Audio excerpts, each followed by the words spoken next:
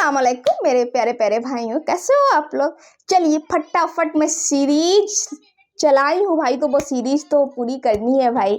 और मुझे बहुत अच्छा लग रहा है देखते सीरीज को भाई। अब तक मैंने पार्ट 7 तक सीरीज देखी है भाई। पता नहीं चलता है कब 10-12 मिनट हो जाते हैं, कोई पता नहीं लगता। शायद आप लोगों को भी नहीं पता लगता होगा। चलिए फटाफट पार्ट 8 शुरू कर रही हूँ। इनका ओरिजिनल वीडियो लिंक डिस्क्रिप्शन में मेंशन है। वालेकुम दोस्तों, कैसे हो। उम्मीद है कि सब खैरियत से होंगे। अल्लाह आप लोगों को ऐसे ही खुश रखे। सरकार दो आलम सल्लल्लाहु अलैहि वसल्लम की पूरी जिंदगी पर बनने वाली वीडियो सीरीज जिसका नाम मोहम्मद सबके लिए है सल्लल्लाहु अलैहि वसल्लम, उसका ये 8वां हिस्सा यानी पार्ट 8 है। थोड़ा हम रिकैप कर लेते हैं कि हमने 7वें हिस्से में क्या सुना। हमने 7वें हिस्से में सुना कि हजरत आमिना के इंतकाल के बाद हुजूर पाक सल्लल्लाहु अलैहि वसल्लम को उनके दादा अब्दुल मुत्तलिब ने संभाला, उनका ख्याल रखा। दादा अपने पोते से बेहद मोहब्बत करते थे, लेकिन अल्लाह ने दादा को भी अपने पास बुला लिया। उस वक्त हुजूर पाक सल्लल्लाहु अलैहि वसल्लम की उम्र 8 साल थी। उसके बाद कई ऐसे वाकयात हुए कि यहूदियों के राहिबों, आलिमों, काहिनों, नुजूमियों ने आपको देखकर ही पहचान लिया कि यह आखिरी नबी है।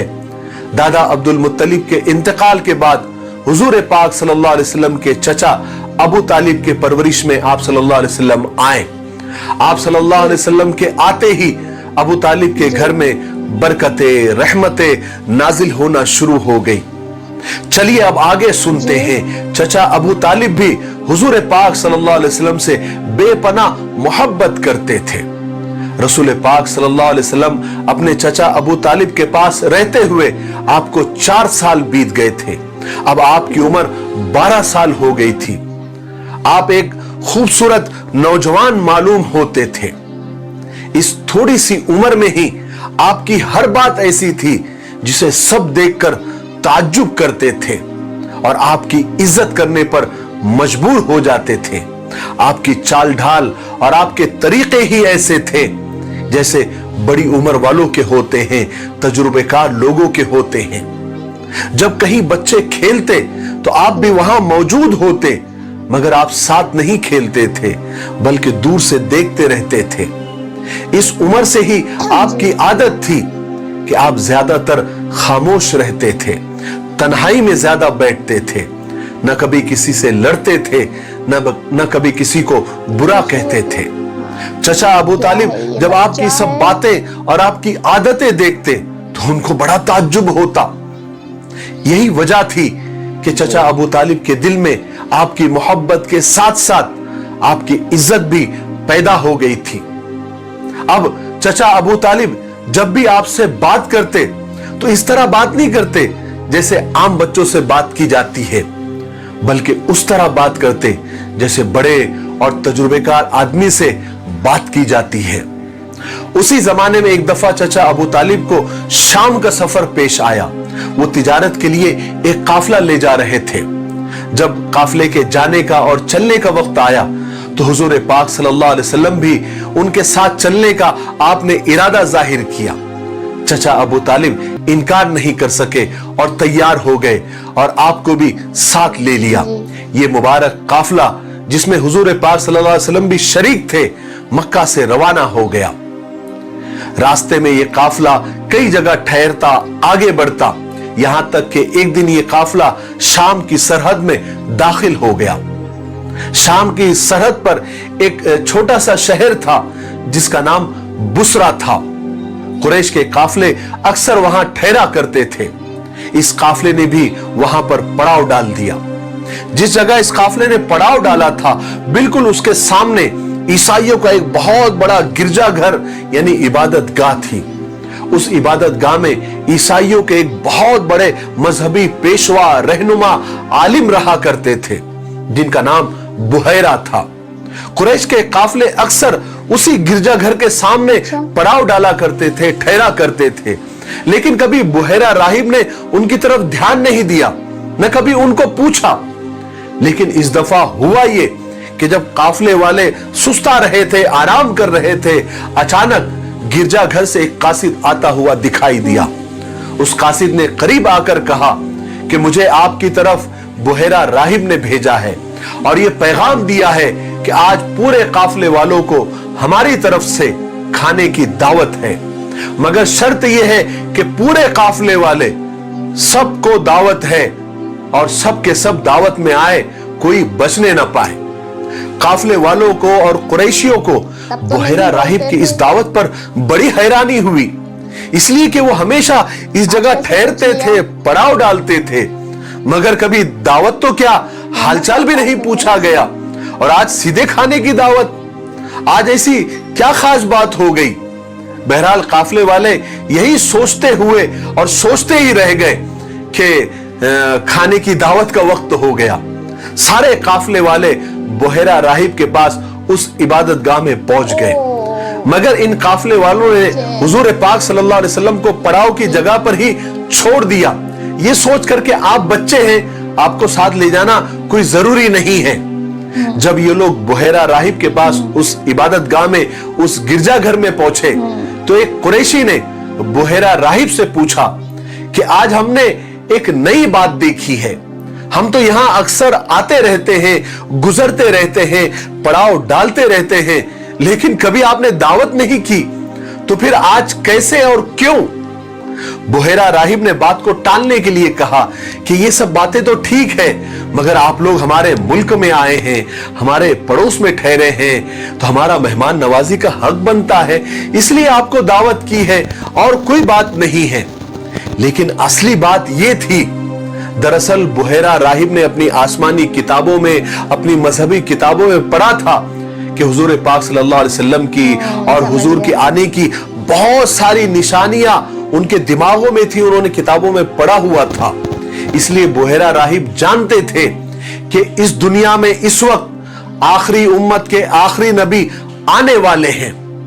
हुआ यह था कि इस दफा जब कुरैश का काफला यहां आकर ठहरा, तो बुहेरा राहिब ने देखा था कि एक बादल का टुकड़ा इस काफले के ऊपर साया किए हुए साथ साथ चल रहा है।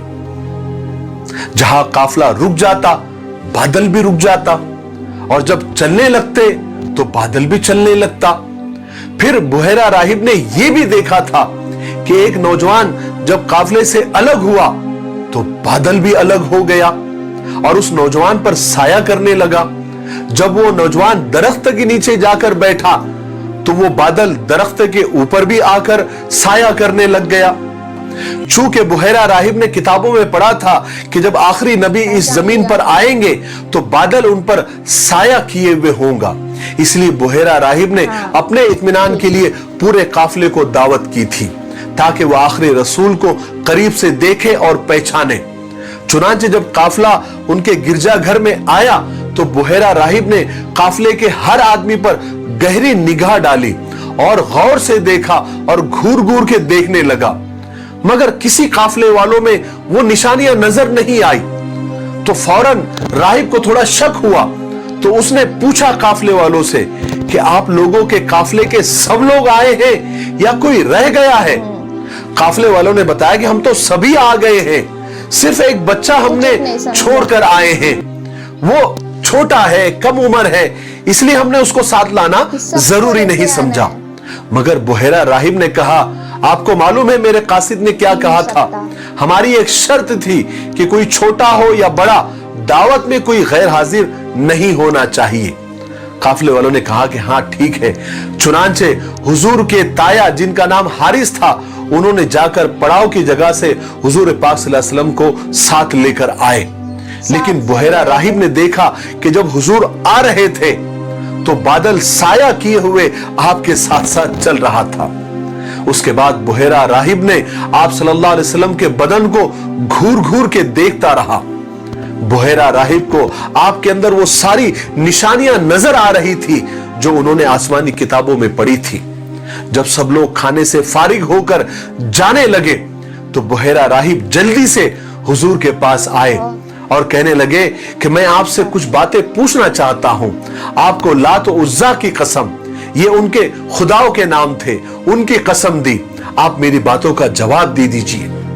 जब बुहेरा राहिब ने लात और उज्जा की कसम दी जो मुशरिकीन के खुदा थे, तो हुजूर पाक सल्लल्लाहु अलैहि वसल्लम ने फरमाया कि तुम लात और उज़्ज़ा के नाम पर मुझसे कुछ न पूछो, मैं किसी बात का जवाब नहीं दूंगा। खुदा की कसम मुझे इनसे ज्यादा कोई नापसंद नहीं है। बुहैरा राहिब ने कहा कि चलिए आपको खुदा की कसम, लेकिन आप मेरी बातों का जवाब दे दीजिए। जब आपको खुदा की कसम दी गई तो आपने बुहैरा राहिब को इजाजत दी। अब बुहैरा राहिब ने हुजूर से सारी बातें पूछनी शुरू की जो आपके जात के मुताल्लिक थी। बुहैरा राहिब ने आपके आदात, आपके मिजाज, आपकी रूटीन लाइफ, आपके सोने जागने उठने बैठने से मुताल्लिक सवालात किए और आप सल्लल्लाहु अलैहि वसल्लम बुहैरा राहिब की सारी बातों का जवाब देते रहे। बुहैरा राहिब आपकी सारी जवाबात को सुनता, आपके आंसर को सुनता और आपके जवाब को और किताब में लिखी हुई बातों को मैच करता था और दिल में उस बात की तस्दीक करता था कि ये सही कह रहे हैं। बुहैरा राहिब ने जब आपकी मोहर नबूवत देखी जो आपके कंधों के बीच में थी, तो बुहैरा राहिब ने नबूवत की जियारत करते ही मोहर नबूवत को बोसा दिया। उसके बाद बुहैरा राहिब अबू तालिब के पास आए और पूछा अबू तालिब से कि ये बच्चा आपका कौन लगता है, कौन है ये? तो अबू तालिब ने जल्दी से कहा कि ये मेरा बेटा है। जब अबू तालिब ने कहा कि ये मेरा बेटा है तो बुहैरा राहिब कहने लगा, नामुमकिन है, इम्पॉसिबल है कि इनका बाप जिंदा हो। अबू तालिब को तो बहुत हैरत हुई, तो उन्होंने कहा कि नहीं नहीं, ये मेरे भाई का बेटा है। बुहैरा राहिब ने पूछा कि इनके बाप का इंतकाल कब हुआ? तो अबू तालिब ने कहा कि उनका उसी वक्त इंतकाल हो गया था जब ये पेट में थे।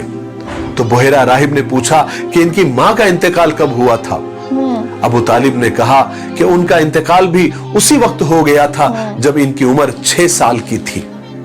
तब बुहैरा राहिब ने कहा कि आप सच कहते हो, आपका एक एक जुमला, एक एक बात सही है, 16 आने सच है। बस अब जल्दी से जाओ, अपने भतीजे को जल्दी से वापस अपने वतन पहुंचा दो और इसको हमेशा यहूदियों से बचाए रखना, वरना खुदा की कसम अगर इन पर यहूदियों की नजर पड़ गई और मेरी तरह उन्होंने भी इसको पहचान लिया तो इसके जान के दुश्मन बन जाएंगे।